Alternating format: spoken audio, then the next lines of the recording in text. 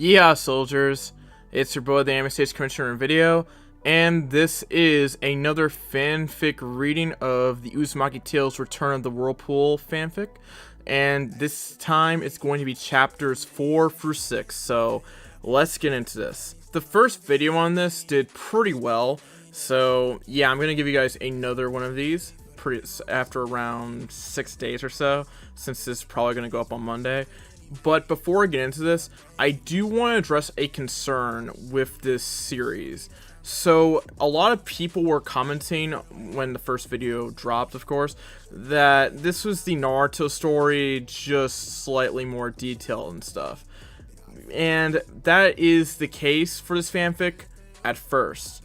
Because after chapter 5, which we'll be reading in this video, there's definitely going to be a bunch of changes throughout the entire story of Naruto in this fanfic. And there's also going to be some other stuff that I think a lot of people would have liked to have seen in Naruto in general. But that I will reveal in due time when I get through more of these videos. So yeah, anyways, in terms of some of the other stuff, let me just go over the usual things and then we can get into this video. First, watch my community tab like a hawk, of course, and also if you want to support me on Patreon and donate some money to me per month, you can do that. The link to that will be in the description. I also have my Twitch channel, which I do my podcast over there, so if you want to check that out, the link to that will be in the description as well. Follow me on Twitter at AnimeStage4, Instagram anime_stage4, and of course join my Discord server. I will give you all reasons to follow Studios at the end of the video, so watch until the end. And finally, in terms of videos coming up, I got a bunch of stuff that I'm saving up for you guys, so again, stay tuned for this week because there's going to be a lot of stuff I'm going to give you guys this week, so yeah, be prepared for that. And finally, if you haven't seen me reading chapters 1 through 3 of this fanfic, I will leave a link to that in the description. Now, with all that out of the way, let's get right into the fanfic read, starting off with Chapter 4, 1 week. Here we go. Chapter 4, 1 week. Kakashi had brought his team out to the edge of a lake. Kakashi knew it was true. Zabuza was alive, and he would most likely be back. With the false death that the Hunterman had put Zabuza in, Kakashi figured he had about a week to get his team ready for the inevitable rematch with Zabuza and whatever else he brought with him. Kakashi-sensei, so what are we doing? Asked Sakura.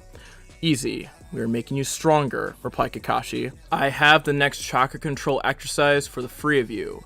Water walking. What? Water walking? Asked Sakura and Naruto in unison. Was that even possible? Apparently it was. Kakashi demonstrated by gathering chakra in his feet and hobbling with his crutches out onto the water, remaining afloat on top of the surface. Naruto and Sakura looked on in amazement, with Sasuke looking on with an indifferent expression. You are to expel chakra from the base of your feet at a constant rate, keeping you afloat on the surface, explained Kakashi. You saw how I did it, now I want the three of you to try, he instructed.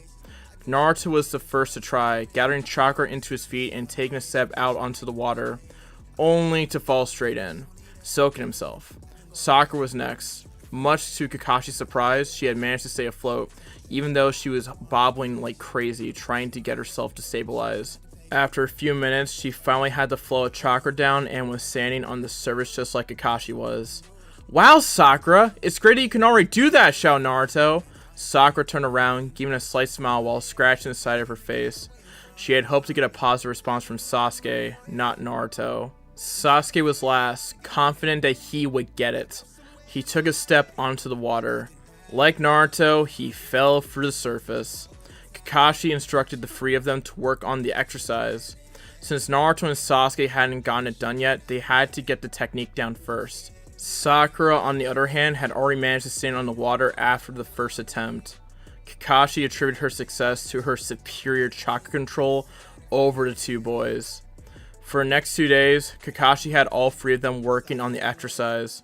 He had Sakura refine the technique by doing various physical exercises such as running, jumping, and skating on the surface of the water. Sasuke and Naruto were still struggling to get the water walking exercise, and much to Sakura's delight, had resorted to taking off all but their shorts so their clothes wouldn't become any more soaked than they already were.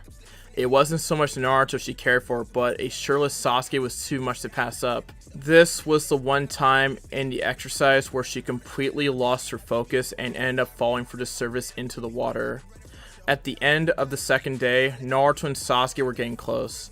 They were each able to hold the chakra flow for a few seconds before falling through. Like the tree climb exercise, they had inadvertently turned this into some sort of competition, not wanting the other one to best them. Late at night, Sasuke managed to get the exercise down first, but Naruto was only an attempt or two behind, showing Sasuke that the Dobi wasn't really that far behind after all. Back at Tasuna's house, Naruto and Sasuke showed up. Finally. Kakashi was glad that the two had finally got the basics down. He gave the two boys one more day to refine their technique while he and Sakura would join Tazuna on the bridge for guard duty. The following day, Naruto and Sasuke were back at the lake, working on the same thing as Sakura was doing the other day. Both boys were getting impatient by this, as there was really no way for them to compete against one another. And then Sasuke made a suggestion. "Naruto, fight me," he said. It was true, he wanted to fight Naruto. Even though he always wiped the floor of Naruto back in the academy, he had taken notice of the blonde's rapid progress. Now he wanted to fight the blonde. "What?" asked the slightly surprised Naruto. "You heard me, Dobi. Fight me, right here. The first one to give up or fall through the surface loses. Or are you afraid, scaredy cat?" taunted Sasuke. That last phrase did as Naruto accepted the challenge. "That's it! I'm finally going to kick your ass and show you what a good ninja I actually am." Naruto ran at Sasuke only to receive a foot in the gut, sending him sliding back across the water and through the surface. Round 1 went to Sasuke. "Come on, is that all you've got?" said Sasuke. Naruto picked himself out of the water and caught his breath. "Heh, you wish," said Naruto. "Shadow Clone Jutsu!" He says 6 clones poofed into existence and attacked Sasuke. All 6 clones in the real Naruto charged Sasuke, and he found himself actually finding a certain difficulty fending off 6 attackers at once. Perhaps there was something more to Dobi after all. Sasuke won a second match as well, followed by the third and fourth. In Naruto's defense, he lost control of his chakra for a moment on the 4th try, falling through the water not because of Sasuke but because of his own chakra control. But each time the victory came with an increased challenge. Finally, it was getting late at night and the two boys had been going at each other for some time now. Both of them were getting tired and they could feel it. They both barely had enough energy to keep themselves afloat. Perhaps you're not so much of a Dobi after all. Let's go back," said Sasuke. That had been just what he wanted. Some actual training that made him stronger. Not just some meaningless running and jumping around on the surface of the water. Naruto stared at the Uchiha wide-eyed. Did Sasuke actually compliment him for once? Naruto grinned at the Uchiha. "What's the matter? Giving up already?" he huffed. "Dobi, you can barely keep yourself afloat. The last thing I need is to drag your unconscious and drowned body back to Kakashi," said Sasuke, panting as hard as Naruto. Both boys had to admit it. The last match was good enough to bring them to this point. To emphasize on that fact, they had to rely on each other to drag the other home. They finally made it home, only to collapse through the door. "Sasuke!" shouted Sakura, rushing to Sasuke's side. "What happened? You guys are all dirty and bruised." "Heh, both of us. Training," said Naruto. Kakashi smiled. "Looks like the two of you have been sparring," he said. Sasuke grinned, kind of, and nodded. "Good. That helps you train not only chakra control effectively, but also taijutsu. Starting tomorrow, you'll be joining us on the bridge," said Kakashi, as the two dragged themselves over to the table and began eating just about anything in sight. Kakashi, Sakura, and Sasuke were at the bridge the next day. Naruto had managed to sleep in. In reality, they most likely forgot about him. At the bridge, there was a problem with the workers leaving their jobs. Apparently, the thought of Gato was enough to scare off most of the workers. Having Ninja around really didn't help. At noon, Tazuna decided to end work for the day. The 4 of them went into town, only to see the depressing state that Gato was driving the country into. There was little food in the store, and most of the population had resorted to thievery. Suddenly, Sakura felt something tug her on the behind. "Pervert!" she screamed, knocking a man hard in the face who was trying to pickpocket her. Shortly after, she felt someone tug on her again. Ready to punch another thief, she soon realized that it was just a child begging for food. As a result, she gave in and gave the kid a handful of candy. This is why we need the bridge, a symbol of courage. We need these people to let their fears go and once again stand up for themselves.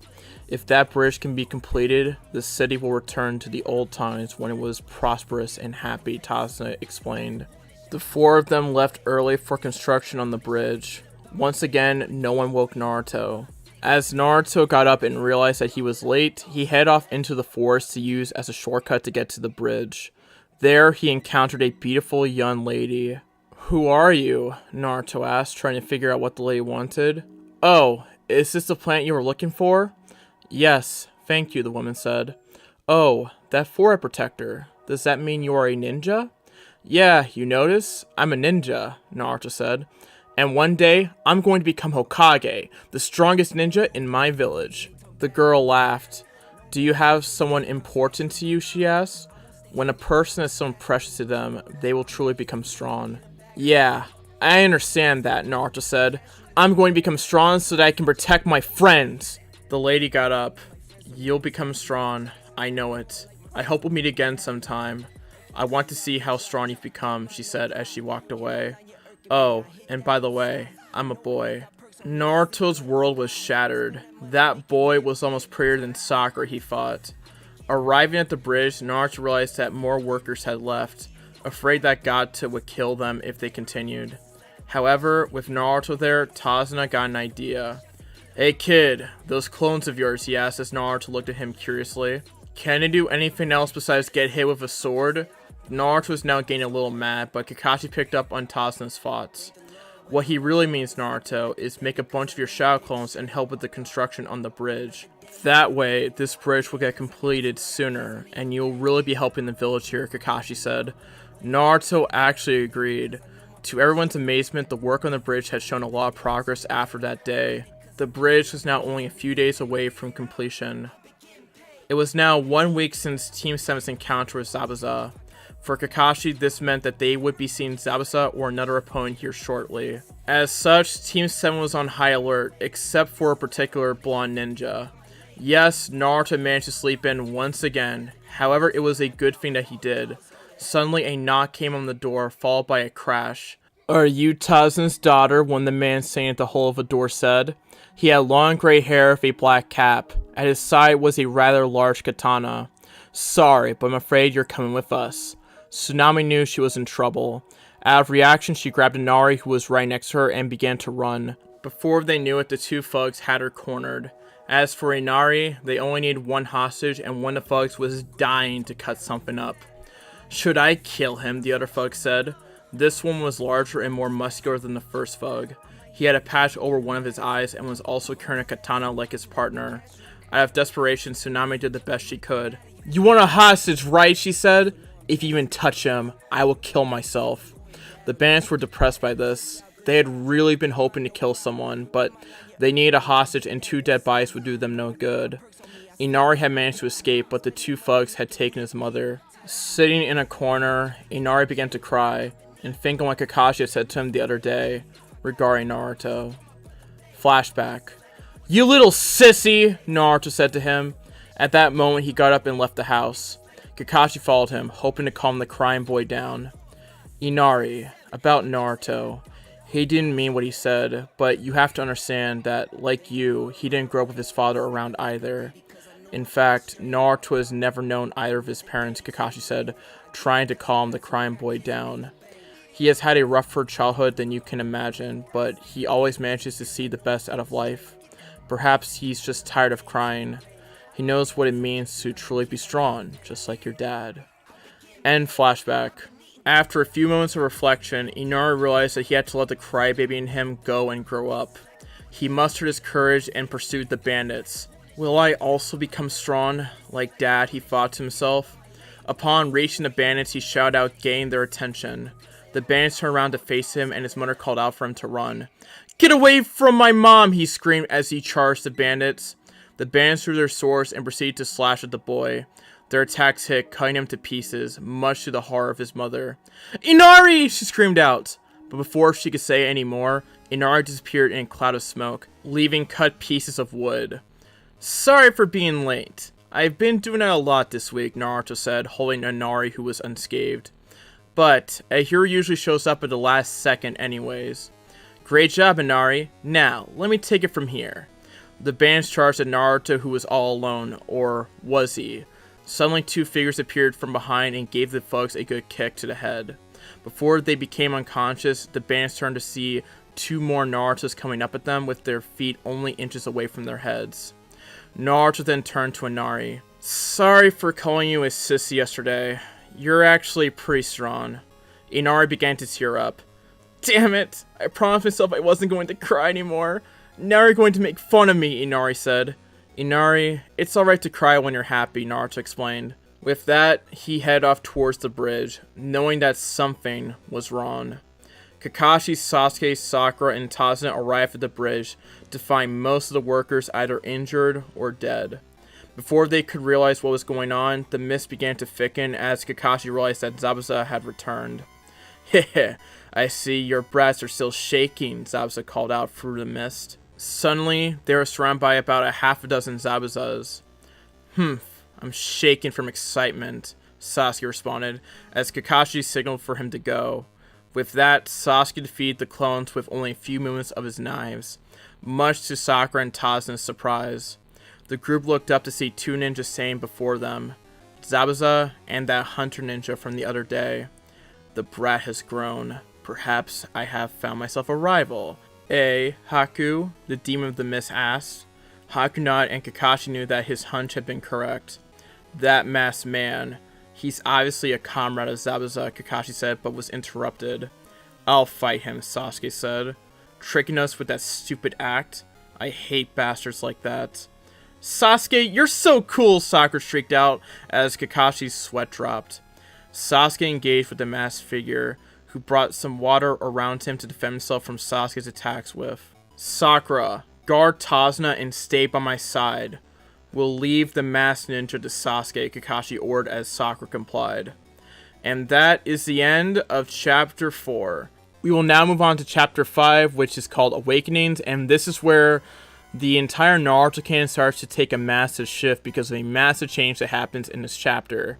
So, yeah, this should be pretty interesting, and I think if you guys have read this fanfic, you will know what it is. But if you haven't, well, you're about to find out.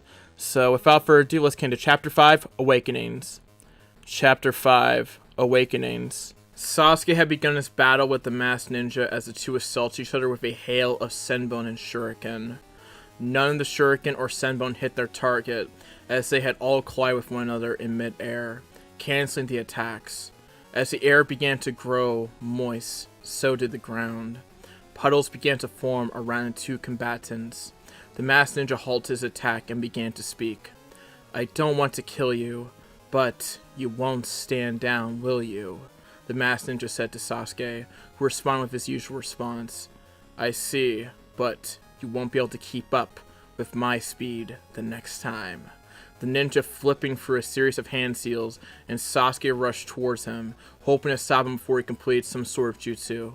Unfortunately, he realized the trap the moment he grabbed onto the arms of the ninja. Now that I have one of your arms preoccupied, you won't be able to counter this.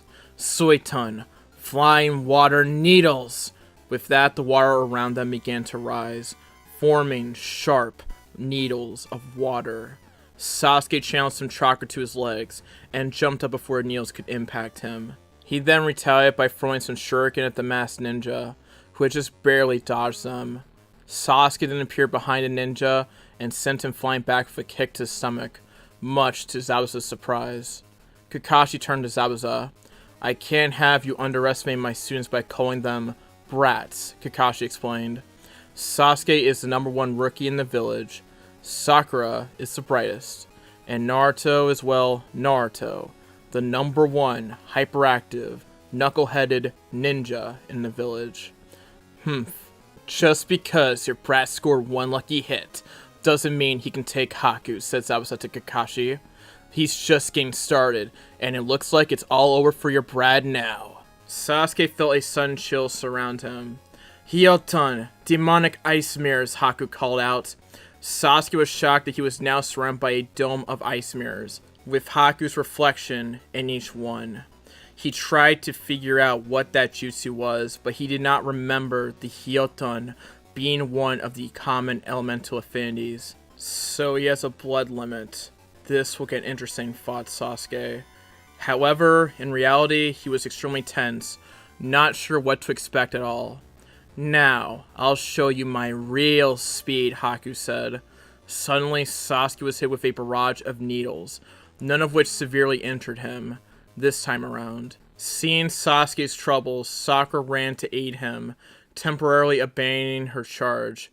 She threw a kunai at Haku, who came out of the mirror only to catch it.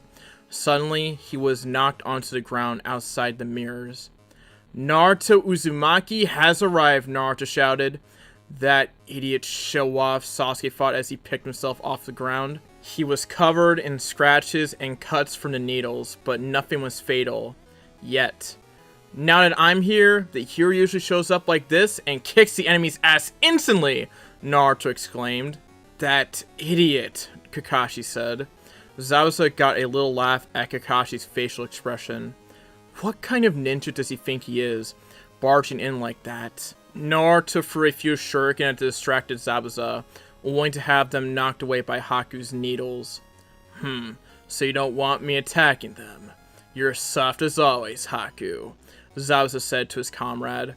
Sasuke realized the situation he was in. Apparently Haku had been holding back. None of those hits were vital, only mere scratches so far. However, after the way he killed Zabuza back by the lake, Sasuke realized that this ninja had deadly accuracy with Senbone, and he had been holding back.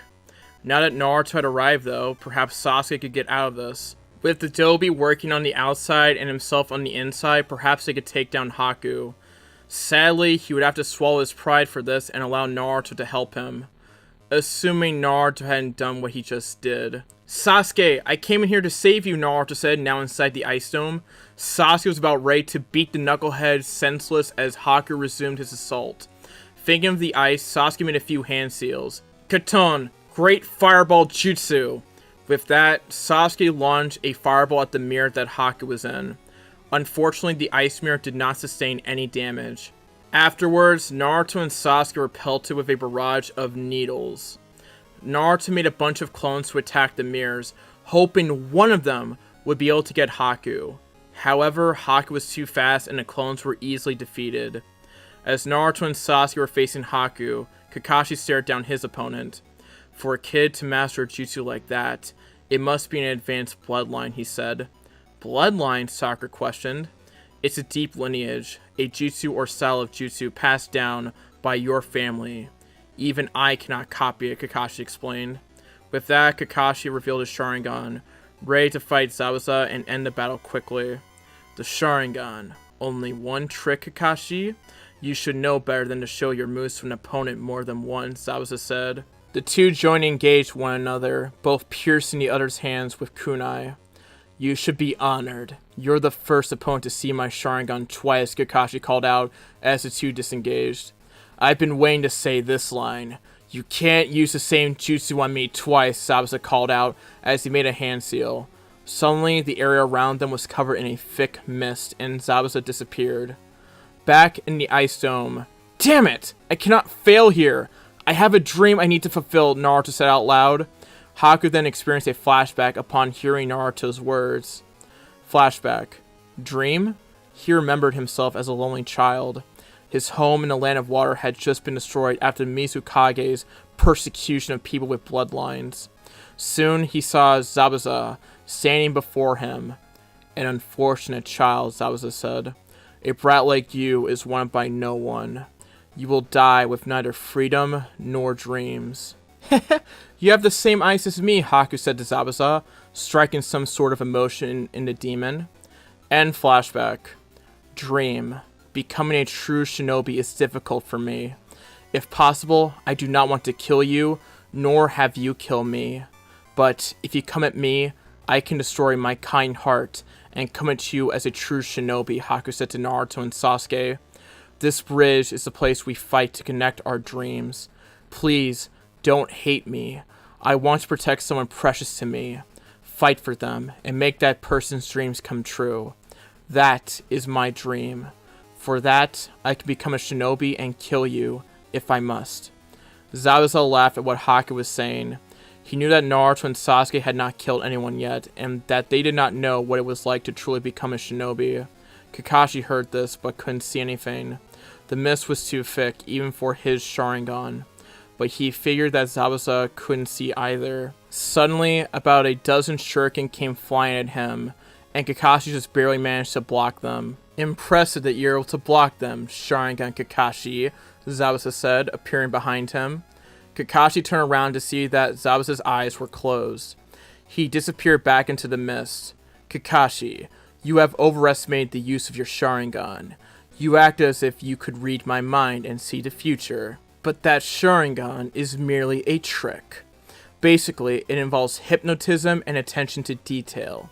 By using those two abilities together, you can make it seem like you are seeing into the future.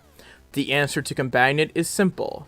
First, I use the mist to make that keen eye of yours useless. Second, I keep my eyes closed to prevent you from influencing me. However, I am an expert in silent killing. I can kill you just by hearing you. Kakashi was worried by this realization. Zabuza moved to Tazuna and attacked, hoping to take out the bridge builder and Sakura. As Zabuza swung the blade, it was stopped by the steel plate on Kakashi's gloves. Zabuza growled and kicked Kakashi in the gut before swinging his blade again. Kakashi had just enough time to throw himself backwards to dodge most of the attack. However, the blade still sliced across his chest, creating a rather large gash. He slipped back into the mist again, ready to strike another blow. Now Kakashi had once again been charged with the Anbu, and the Sharingan wasn't his only trick. He made a few hand seals. Summoning Jutsu, Kakashi said, summoning 8 ninja dogs to his side. He ordered them to find and immobilize Zabuza, which they did without trouble, using the scent of Kakashi's blood on Zabuza's blade to track him. Naruto woke just in time to see Sasuke take the attack that was intended for him. The needles hit Sasuke in the chest and what appeared to be the liver.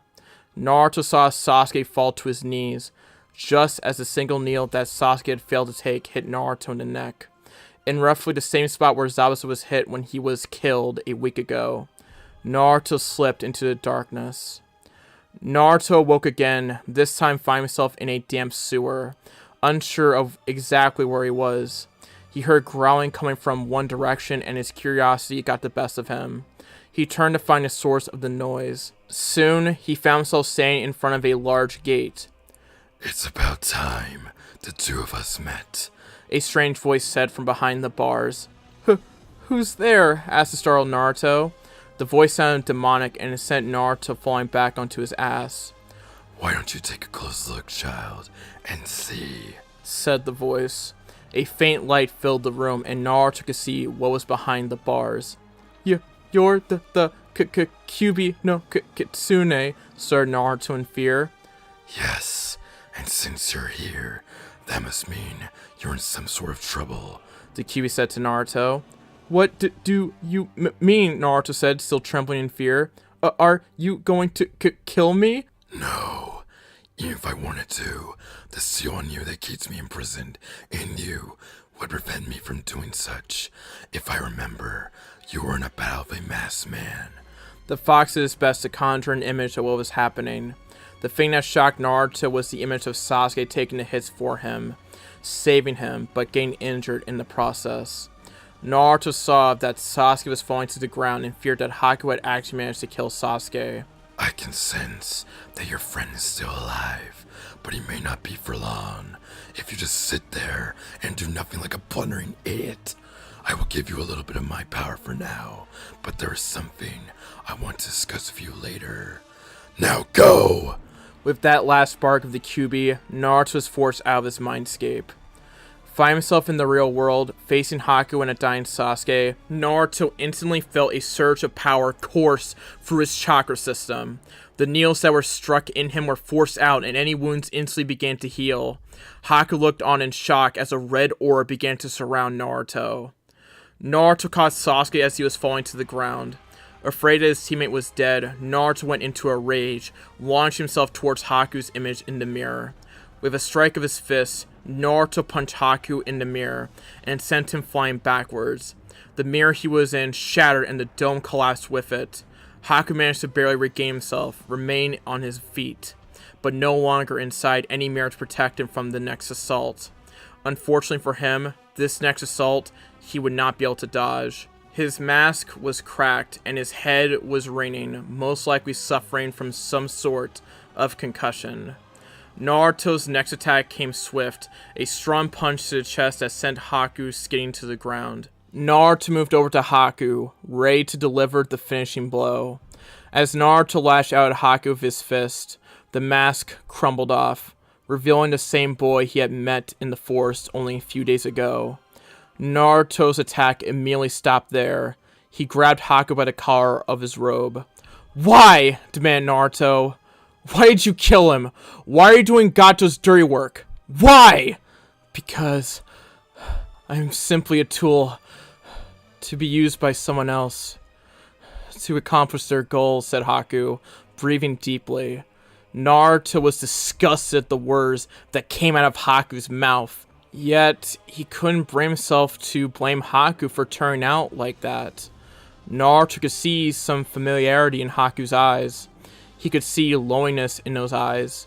He determined there that Haku must have lived alone until someone came to him with an offer.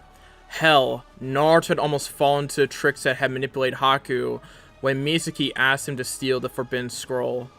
"Don't talk about that crap anymore. You don't have to do anything you don't want to. You're a person, not a tool. Don't give me that crap," shouted Naruto, finding a little bit more of the demonic chakra already in his system. "Perhaps, but it seems like my usefulness is over," said Haku as he pointed into the mist, towards the end of the bridge. Naruto looked over in the direction Haku was pointing. For some reason he could sense that something was there. Something with the intent to kill. Naruto delivered a punch to Haku, enough to knock him unconscious, but not enough to kill him as Naruto stormed off towards the source of killing intent. Kakashi was facing Zabuza, who was now immobilized by Kakashi's dogs. Suddenly, he felt a burst of demonic chakra coming from the direction of Naruto. Both he and Zabuza felt it, and Kakashi knew what it was. He was afraid that the Kyuubi had broken through the seal. However, Kakashi realized that the seal had not broken, as only some of the chakra had managed to leak out. He knew he had to end it. "I have copied 1,000 jutsu, Zabuza, but now you will see my one original jutsu," Kakashi said, making a few hand seals. Suddenly, a mass of lightning appeared in Kakashi's hand. "Raiton! Raikiri!" Kakashi said as he dashed towards Zabuza, intending to kill him with his lightning blade. As Kakashi thrust his hand towards Zabuza, it was intercepted by the most unexpected turn of events. Some man had come flying out of nowhere, crashing into Kakashi's charged hand, taking the Raikiri to his gut. Zabuza looked over at his stroke of just pure dumb luck and realized that the man was one of Gato's.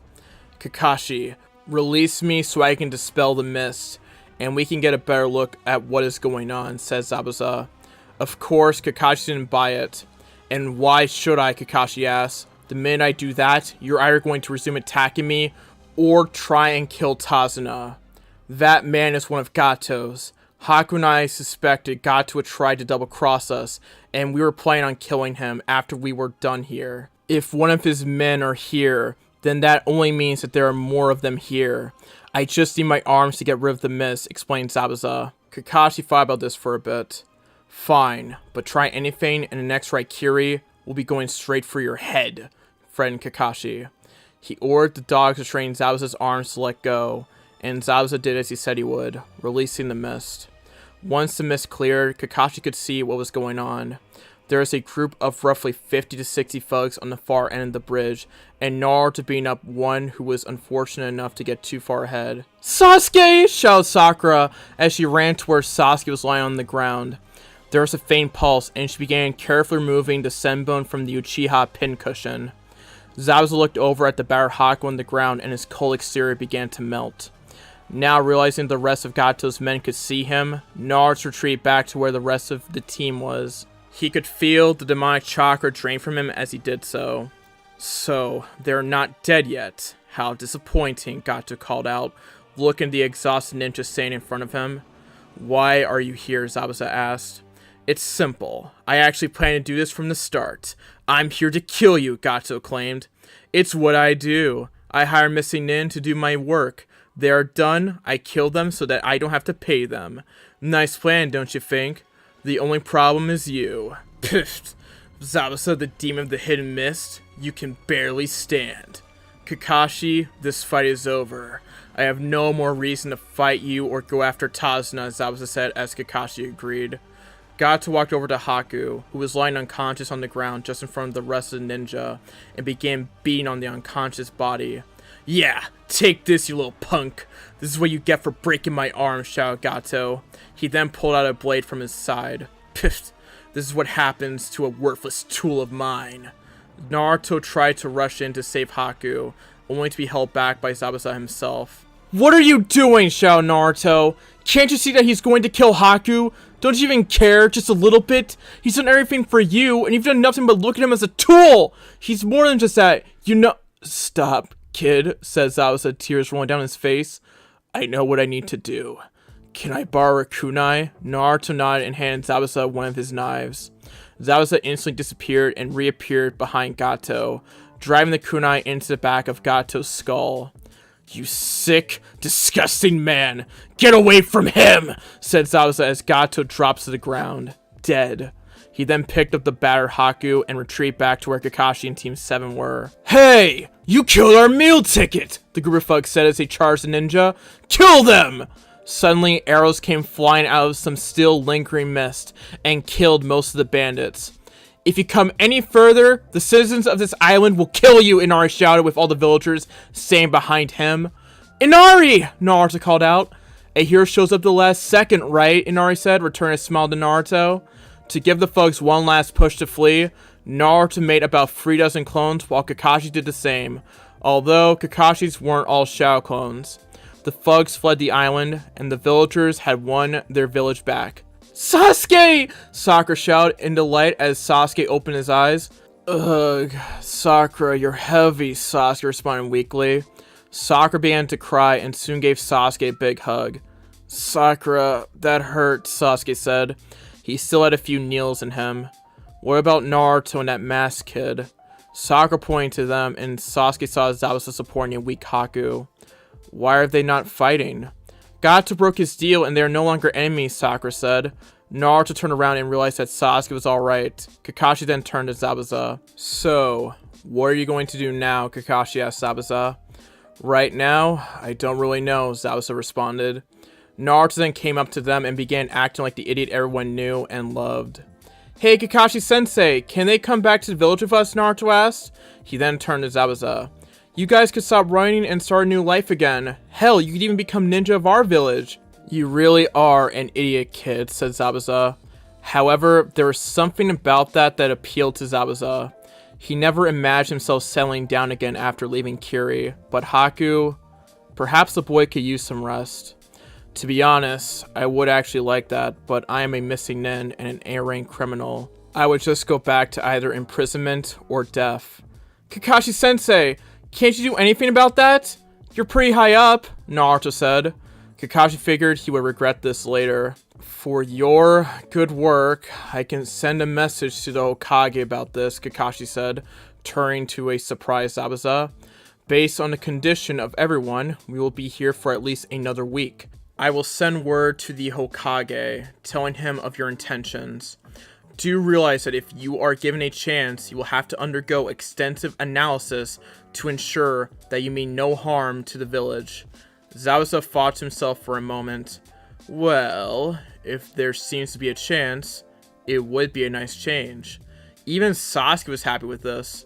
If they come to the village, then that will give him an opportunity for a rematch with Haku. With that, everyone returned to the village to recover.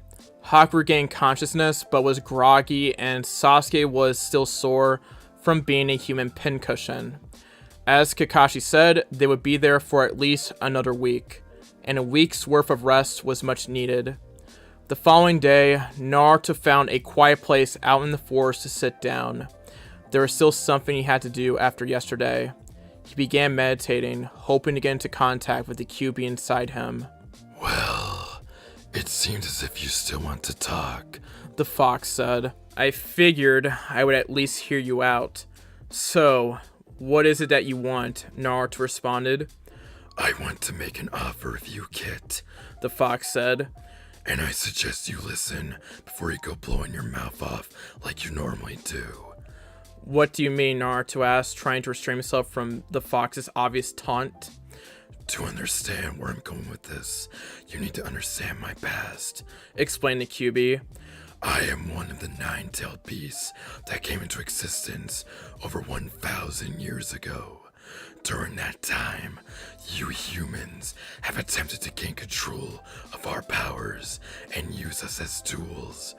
We, on the other hand, wanted nothing to do with you and minding our own business. Slowly, you humans managed to seal us inside yourselves, inventing the idea of a Jinchuriki. What's a tail beast? And what's a Jinchuriki? Asked Naruto. Sadly, the QB knew the kid was going to start asking questions like that. However, he couldn't help but drop his head. As I said, I am a tail beast.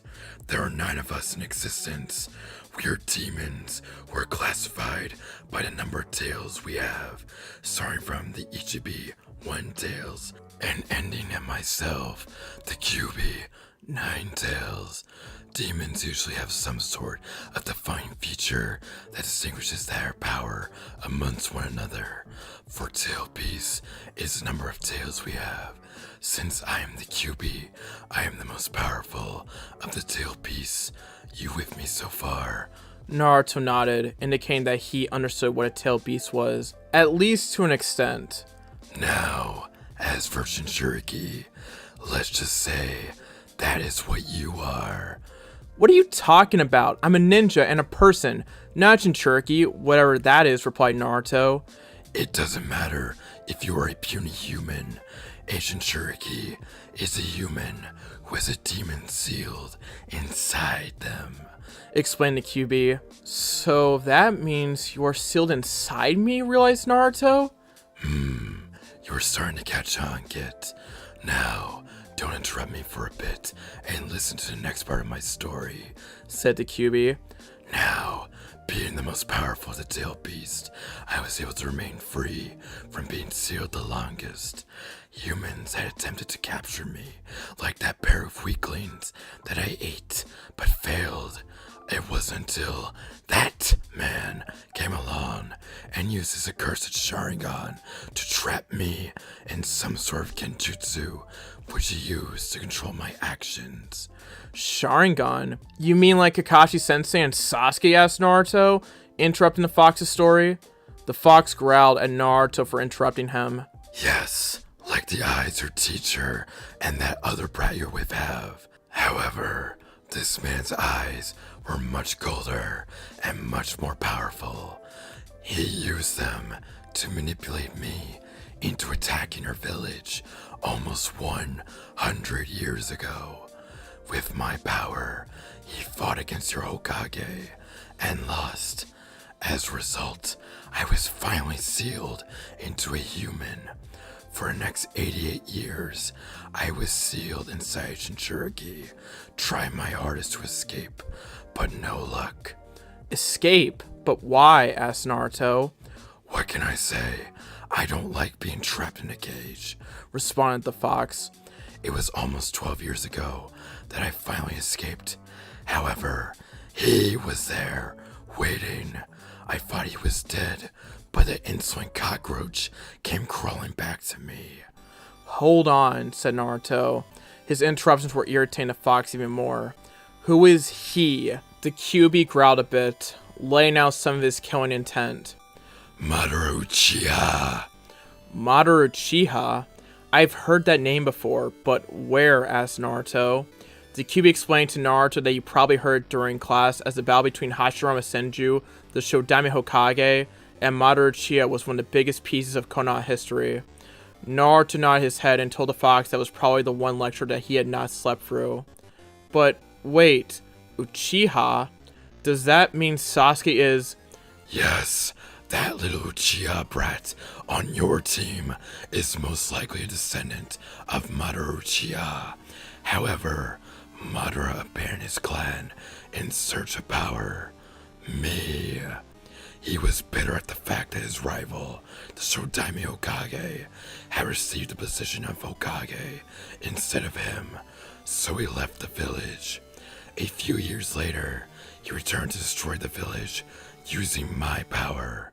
After that, I thought he was dead, and I was finally done with that insolent bastard.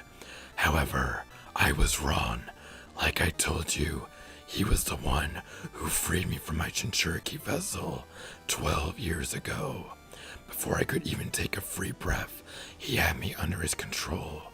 By the time his control ended, and I had a free mind again, I was already being sealed into you by that other bastard, the Shodaime Hokage.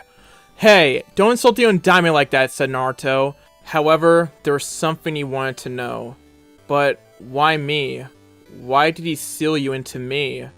All I can tell you is that the seal that he used, I need to be sealed inside a newborn infant with underdeveloped chakra coils. Otherwise, I would destroy my house upon sealing. I guess you just happen to be the only newborn around. The QB laughed at Naruto's misfortune, but quickly resumed the remaining portion of his story. For the past 12 years, I have been trapped inside you. We haven't talked until now, because you haven't been truly aware of my presence until just yesterday. So if you hate humans so much for sealing you, then why did you help me? Asked Naruto. He wanted to know why the fox had helped him and even gave him the power to save Sasuke, despite Uchiha being a source of his problems. Because that is where I am trying to get at. I want to make a deal with you. Although I don't like the idea of working with you, my attempts at freedom these past 100 years have not been that successful. Wait, did you say work with me? Asked Naruto, who was becoming increasingly excited by the thought of a demon fox at his command. Don't get the wrong idea, kid.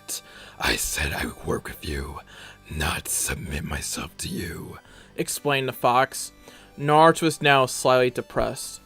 So, what does that mean? He asked. Simple. I will help you, and I will give you the ability to use my chakra unopposed in certain situations. However, I expect something in return. Naruto knew this was too good to be true. Okay, so what is it that you want? He asked. You should know from hearing my story. Actually, it's two things I want. I want my freedom from being sealed again after you die, and yes, that day will come in time. I also want you to help me kill that cockroach of an Uchiha. Wait, but if you want your freedom, then what's to stop you from destroying the village? Asked Naruto, now concerned with what the fox was asking. This. The fox wrote out a contract in front of Naruto, revealing his agreement. This is a blood contract. Even to demons, this is binding. Basically, it states that I will lend you my chakra should you find yourself in a situation when it is required. With my help, you could become as strong as, or even stronger than the Hokage. What I am trying to say is that I will help you along your journey to become Hokage. But when you do, you'll make sure that I am granted my freedom upon your death. I even promise to leave your village alone once I'm free, so long as they don't try to imprison me. Furthermore, I will do whatever is within my power to ensure that you die of old age and not battle, although that will still be a possibility if you get too far in over your head. Wait, what do you mean? How can you help me survive till I'm an old man? Naruto asked. Have you noticed that you heal extremely fast compared to most people? Asked the fox. No, I thought that was normal. The fox nearly face-planted at the kid's cluelessness. Baka!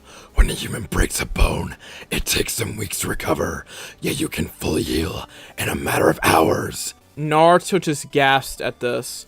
This only served to inflate his already big head. Anyways, you already have an increased healing factor just by a normal flow of my chakra from your seal. If the flow were to be increased, it is possible that you could heal wounds that would kill you. Now Naruto was wondering what the fox meant by a normal chakra flow from the seal. This seal on me allows for a small amount of my chakra to mix with yours, giving you that increased healing factor of yours, and even that massive chakra reserve that you've developed. Naruto had already been informed that he had a massive reserve of chakra after he proved that he was able to create thousands of shadow clones on the night of the Mizuki incident. However, this seal does pose a problem. Although it is weakening slowly, allow me to safely throw some more chakra into your system. It was initially designed to keep the two of us separate. I can't give you all of my power at the moment because that would break the seal, killing both of us. In fact, the most I can give you right now is just a little more than I gave you yesterday. What? But I thought you had a ton of chakra to give, shouted Naruto. I do. The amount of chakra that I possess is so large that it is considered infinite by your human standards, but the seal prevents me from releasing it all at once. If I try to force more chakra for the seal than it can take at the time, then I run the risk of breaking it, effectively killing the two of us. The more chakra that flows through the seal, the more stress it puts on your body. I have noticed that the seal weakens over time, which will allow you to use even more of my chakra in the future. I also believe that there is a key that can safely open the seal, allowing us to merge our chakra completely, and you will have full access to my powers, and I'll have the power to kill that bastard. Naruto thought about what the QB had said, looking over the contract in front of him. The terms on the contract were exactly the same as what they had discussed. However, he saw a name on the contract that he didn't quite recognize. "Who's this Kurama listed on the contract?" asked Naruto. That would be me. Kurama is my true name. So, what do you say, Kit? Do we have an agreement? Naruto took a few more moments to think about what they had discussed. Finally, he figured that everything was okay and signed his part of the contract as Kurama did the same. And that is the end of Chapter 5. So now we can move on to Chapter 6, but yeah, with Chapter 5, Naruto and Kurama have an agreement and Haku and Zabuza live. So that's pretty cool. I did say something big happened in Chapter 5, and this is it. Alright, now let's move on to the final chapter of this video, Chapter 6, Trials. Okay, here we go. Chapter 6, Trials. It was late in the afternoon in Konoha. Teammate was finishing up their D-rank missions for the day.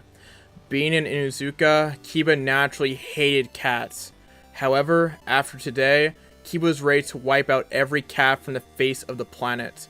Once again, Tora had managed to escape, and as such, the Capture Tora mission was reinstated.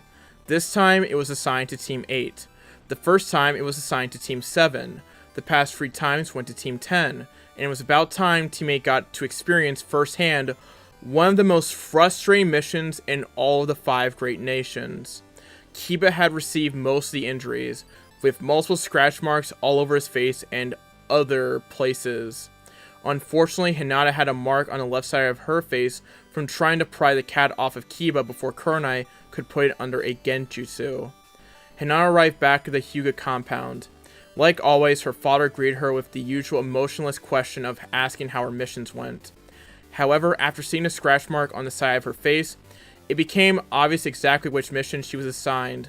Hiyashi recalled the time when he was just starting out as a genin. There was always a mission that required a team to capture a renegade cat that belonged to the Fire Lord's wife. The cat was named Tori, the mother of Tora. If there was any true demon spawn in the village, it was that damn cat.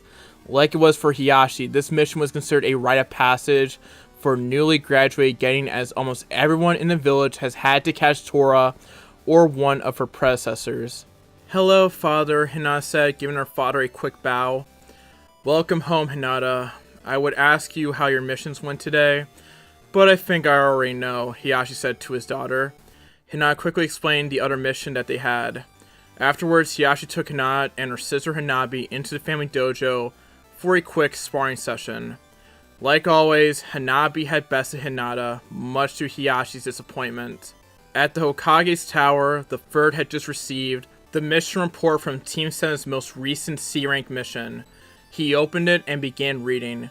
He nearly had a heart attack from what he read. Lord Hokage, I am reporting in on the mission Escort to the Land of Waves. The mission was originally assigned a C-rank mission, but was quickly upgraded to a B-rank mission after 2 Kiri Chunin attacked our group. Their target was Tazuna. Despite the encounter, everyone was unharmed and we decided to continue with the mission. I regret to inform you that this was a mistake and we should have cancelled the mission.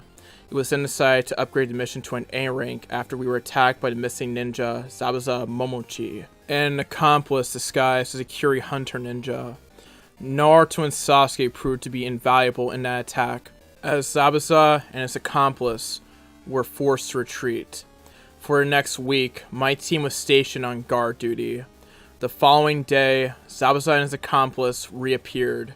Our team engaged them and fought until the fight was interrupted by Gato and his subordinates. Gato has been controlling the shipping and economy of the nation, effectively controlling it and its people through repression and fear. As a result, they revealed their intentions to kill all of us, including Zabuza and his accomplice, Haku. However, with the help of Zabuza and Haku, Gato was quickly killed and his subordinates scattered.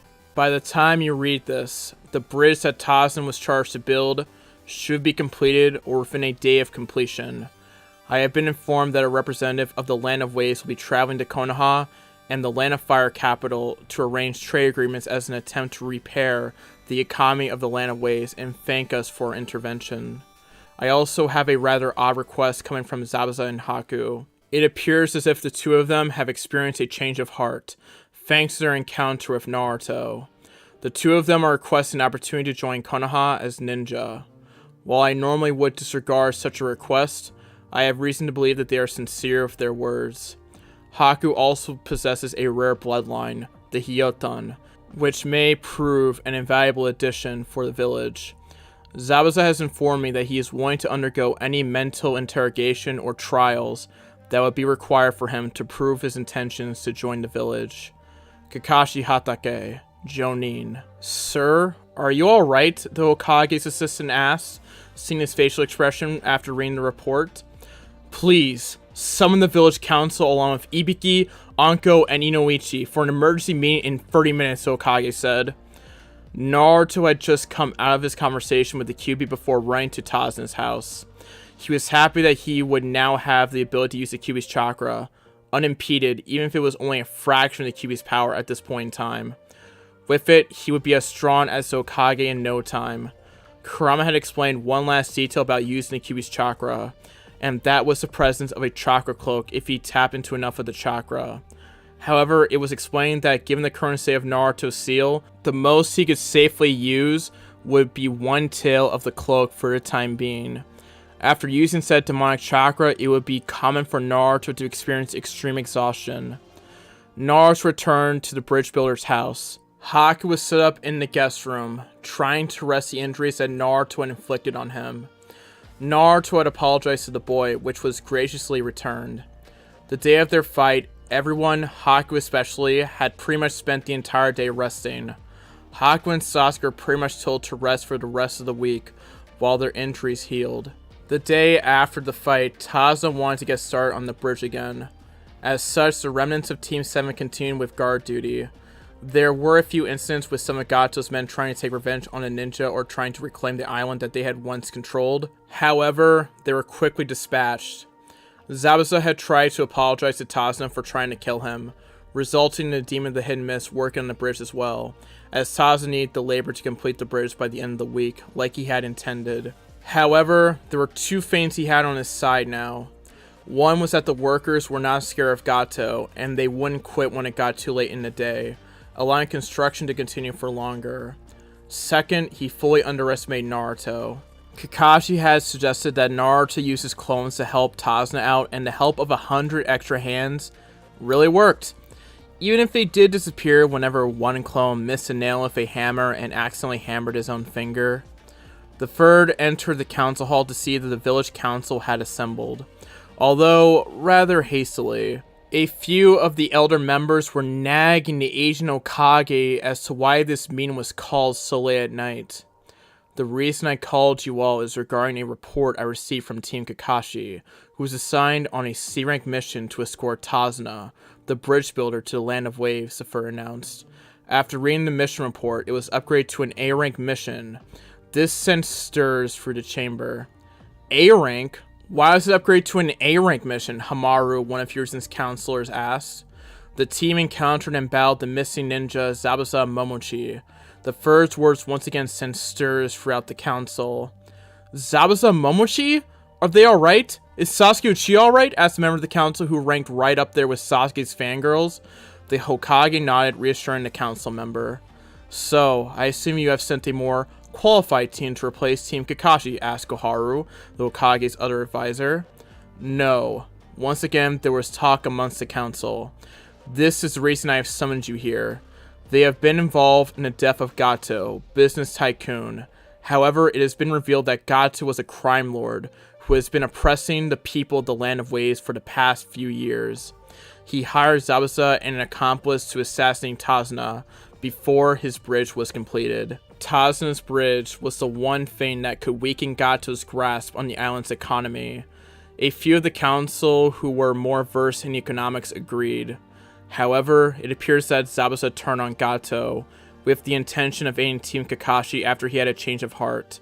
I received a request that Hatake Kakashi has forwarded from Zabuza Momochi that he is asking us to accept Zabuza and his accomplice Haku as members of this village. Why should we do that? Zabuza is listed as a missing ninja by the Hidden Mist village. There could be political implications to this, one of the counselors stated. I am well aware of that. While we are considered neutral with Kirigaku no Sato, the taking of Zabuza Momochi could result in some unwanted political implications, as Sandaime pointed out. However, it is not uncommon for villages to take the missing ninja of other villages. After all, that was the reason Hunter Ninja were commissioned. Am I correct, Inuzuka-san? Sume Inuzuka stood up. That is correct. My clan contains some of the best hunter ninja in the village, and it is the job of said hunter ninja to track down and capture or eliminate a missing ninja before they can sell any secrets to a village. However, should a village be fortunate enough to obtain a high-ranked missing ninja, the secrets they can obtain are substantial. It only furthers the reasons as to why we as a village should take a missing ninja in. I agree with you on that, Inuzuka-san. Now, the question is, what can Zabuza Momochi provide for us? He has been missing from his village for at least 6 years now, and some of his secrets would be considered outdated, said a bandaged man. Danzo, you of all people know that even old secrets can be considered useful, said the Sandaime. Besides, Kakashi included a few preliminary reports on Zabuza Momochi and his accomplice, Haku Yuki. The report on Haku stated that the boy possessed a rare bloodline. Hiruzen did it. He pulled the bloodline card. The counters looked at him with all interest set on this bloodline. Konoha loved bloodlines, as seen with how they treated the Hyuga and the Uchiha when the clan was still around. Hokage-sama, is there any mention as to which bloodline this child possesses? Asked another member of the council. Yes, Kakashi mentioned the boy using Hyoton Jutsu during their encounter, said the Sandaime. This stirred conversations in the room immediately. The Hyoton was believed lost when Kirigaku no Sato initiated their bloodline purges, something Konoha saw as a travesty. Are you sure it is the true Hyoton? Asked the same counselor. I am fairly certain that it is the true Hyoton. Kakashi mentioned the boy's ability to form ice out of thin air, not just simply manipulating pre-existing ice like the ninja in Snow Country do. I do believe that this is truly the Hyoton, said the Sandaime. A few of the counselors couldn't help but praise their luck. They were so close to obtaining another bloodline, something they felt Konoha had been lacking for the past decade or so.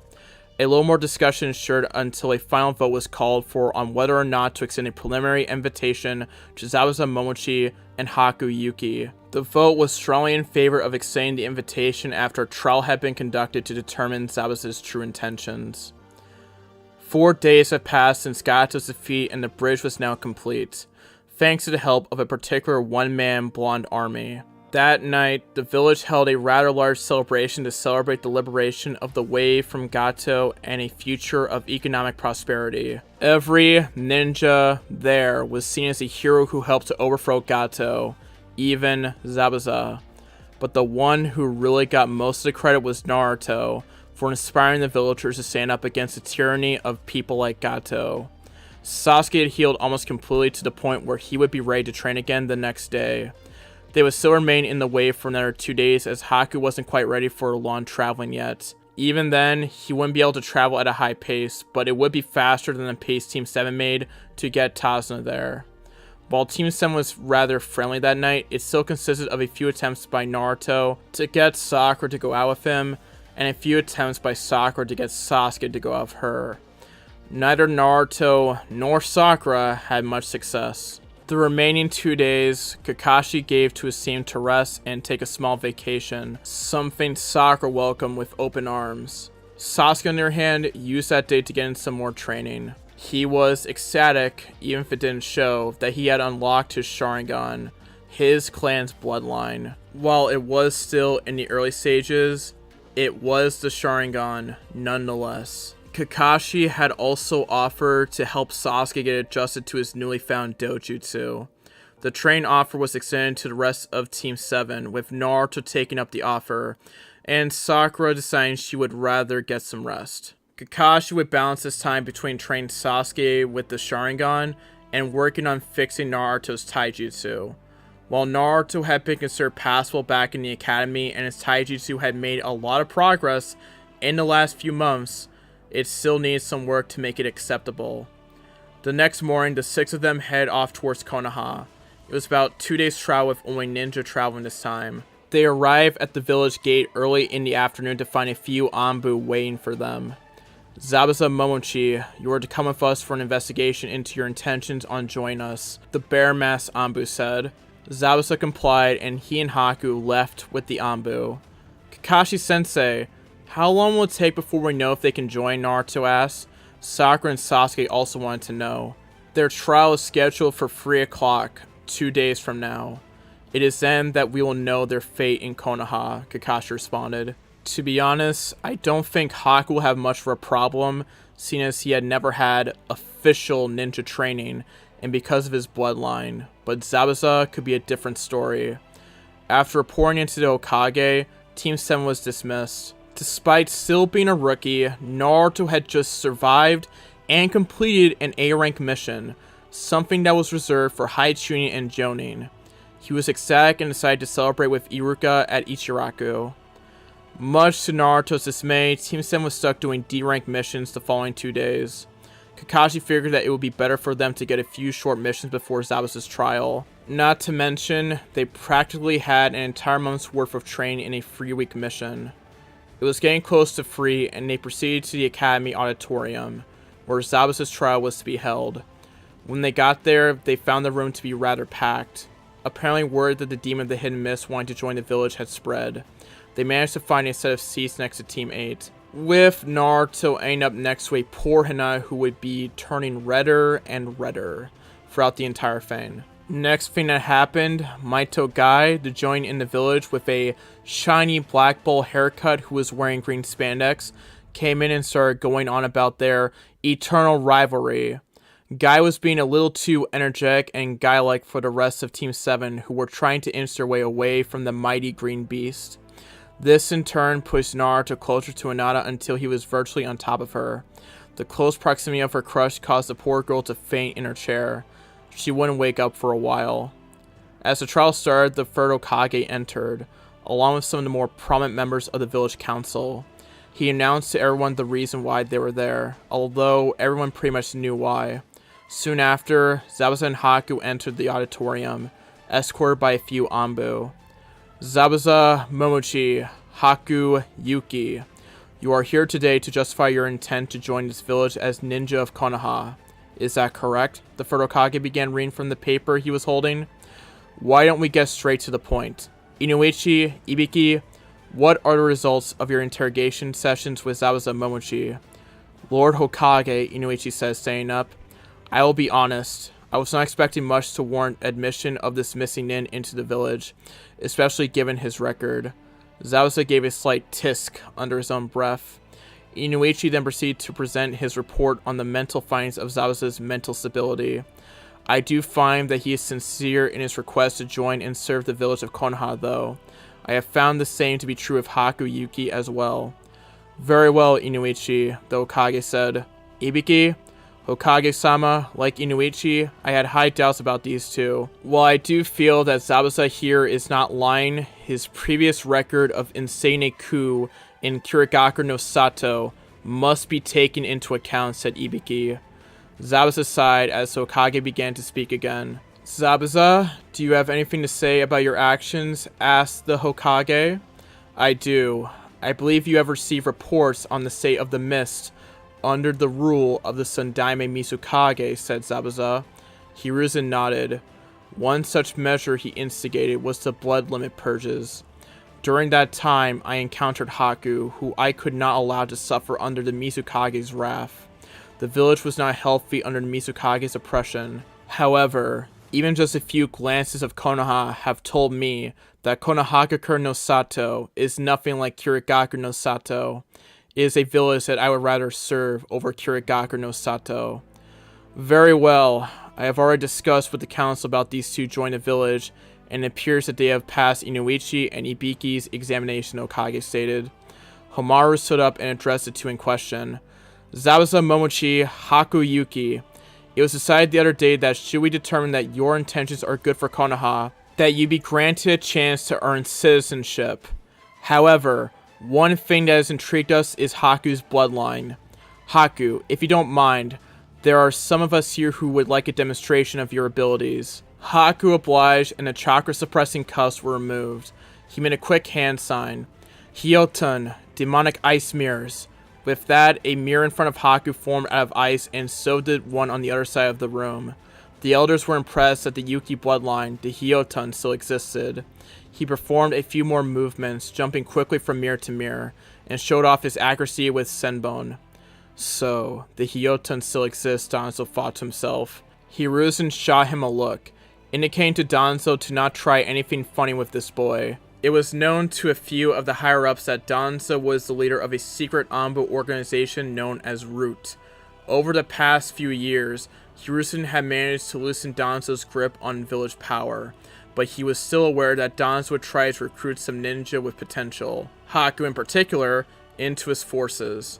Koharu then stood up to address Haku. Haku Yuki, you have demonstrated a rather advanced blood limit. Our records show that you are 13 years of age.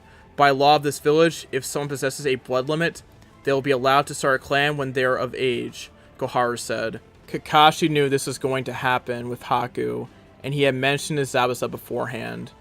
Granting Haku clan status was a way for them to further cement the bloodline into the village. The Hokage took the floor once again.